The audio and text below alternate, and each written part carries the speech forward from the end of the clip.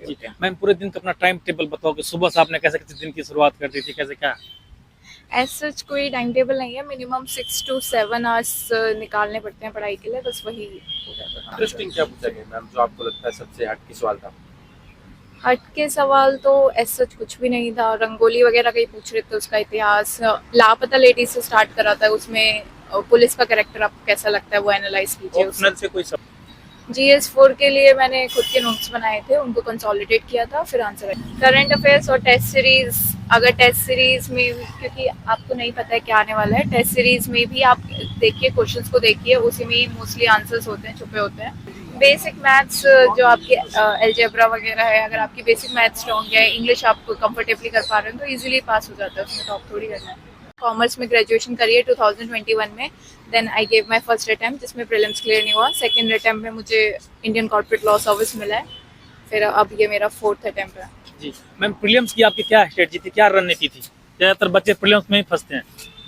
Prelims में मैंने खुद से अपने स्टैंडर्ड बुक से नोट्स बना रखे हैं, उन्हीं को ही बार बार फॉलो करते हैं। देन किसी भी कोचिंग इंस्टीट्यूट के टेस्ट सीरीज लेके उनको अच्छे से लगा के बस हो जाता है। प्रीवियस ईयर क्वेश्चन आपने कितने साल का किया था? प्रीवियस ईयर 25 ईयर्स की बुक आती है, उन्हीं को ही एनालाइज करना और उन्हीं को ही देखना है। जी, आंसर राइटिंग की शुरुआत आपने कब की थी? आंसर राइटिंग की शुरुआत मैंने प्रीलिम्स के साथ ही स्टार्ट कर दी थी।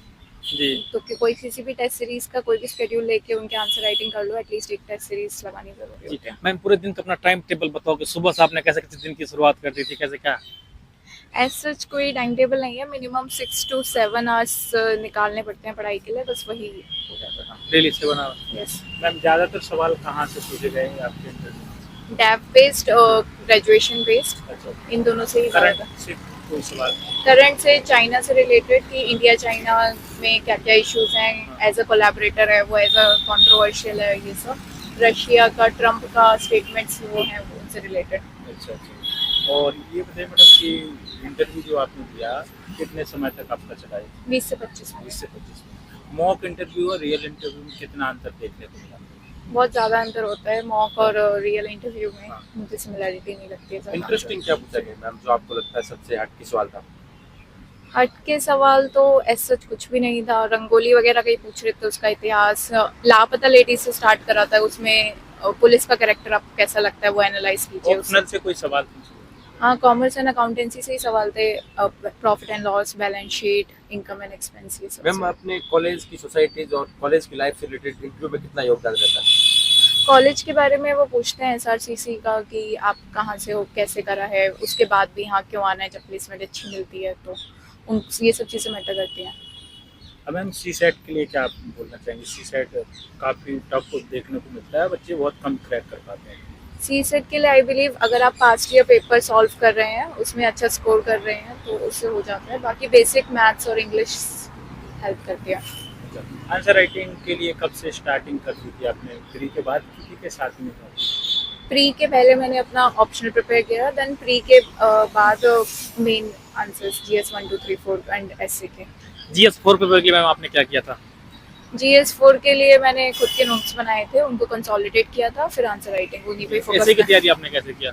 ऐसे लिख के 4-5 जितनी भी हो सके उतने लिख के, फिर अपने फ्रेंड्स वगैरह से चेक करा के, मेंटर्स से चेक करा के, उन्हीं से होता है। जी मैम, कोचिंग का क्या योगदान है इस एग्जाम में? क्या बिना कोचिंग के मतलब रिजल्ट, मतलब इंटरव्यू आदमी दे सकता है, या IAS बन सकता है क्या, या बन सकती है? मेरा सेल्फ स्टडी से था, कोचिंग नहीं लिया। सोशल मीडिया का आपने कितना इस्तेमाल किया? यूट्यूब हो गया या टेलीग्राम वगैरह? यूट्यूब और टेलीग्राम हेल्प करते हैं। अगर आपको कुछ समझ नहीं आ रहा है, कोई स्पेसिफिक टॉपिक है, तो यूट्यूब चैनल्स के थ्रू, टेलीग्राम के नोट्स के थ्रू आपको हेल्प मिल सकती मैडम है। अपने सेल्फ स्टडी किया तो क्या क्या आपने विशेष ध्यान दिया और कैसे तैयारी की बहुत सारे बच्चों के लिए, क्या बोलना चाहेंगे? सिर्फ एक जो भी स्टैंडर्ड बुक्स आप फॉलो कर रहे हैं वही फॉलो करते रहिए, उनके नोट्स बना के उनको कंसोलिडेट करके पढ़ते रहिए।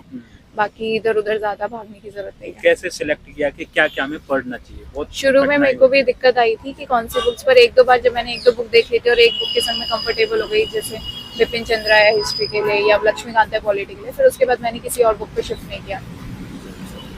तो क्या बोलना चाहेंगे एस्पिरेंट के लिए 2025 में जो एग्जाम देने वाले हैं? All the best. क्या क्या विशेष अब ध्यान देना चाहिए, जो समय बहुत कम बचा हुआ क्या? करंट अफेयर्स और टेस्ट सीरीज। अगर टेस्ट सीरीज में, क्योंकि आपको नहीं पता है क्या आने वाला है, टेस्ट सीरीज में भी आप देखिए, क्वेश्चंस को देखिए, उसी में मोस्टली आंसर्स होते हैं, छुपे होते हैं। अगर आप वो कर पा रहे हैं तो you can do it। Ma'am test series या पीवाईक्यू क्या ज्यादा जरूरी है? PYQ analysis is more important क्योंकि थीम्स रिपीट होते हैं और उसी लाइंस पे क्वेश्चंस आते हैं, तो उनका एनालिसिस ज़्यादा इम्पोर्टेंट है। कितने साल का पीवाईक्यू कर लेना चाहिए? 25 ईयर्स की जो बुक आती है उसमें से सब्जेक्ट वाइज आपको सारे इंपॉर्टेंट कर लेने चाहिए, जैसे इकोनॉमिक्स, ज्योग्राफी, इन सब के, हिस्ट्री के बहुत ज़्यादा आते हैं। और पीवाईक्यू का एनालिसिस कैसे किया जाए? PYQs एनालिसिस में आप उसमें मेन थीम पकड़ लीजिए। जैसे अगर चंद्रगुप्त के बारे में पूछ रहा है तो वो हर साल पूछता है, उससे रिलेटेड दूसरी चीज़ें पूछेगा, जैसे अर्थशास्त्र के बारे में पूछे हैं। मेन थीम्स पकड़ लीजिए और उन्हीं को ही अच्छे से कर लीजिए। जैसे बुद्धिज्म है, न्यूज पेपर का क्या योगदान है इसमें? न्यूज पेपर डेली पढ़ना चाहिए या फिर कैसे, या फिर करंट अफेयर जो आता है एक मंथली वो पढ़ना चाहिए? मेरे को पर्सनली मंथली करंट अफेयर्स पढ़ना ज़्यादा इजी लगता है, तो वो मैं प्रेफर करती हूँ। बट न्यूज़पेपर पढ़ना एक खुद के लिए भी एक अच्छी हैबिट होती है, तो वो प्रेफर करना चाहिए।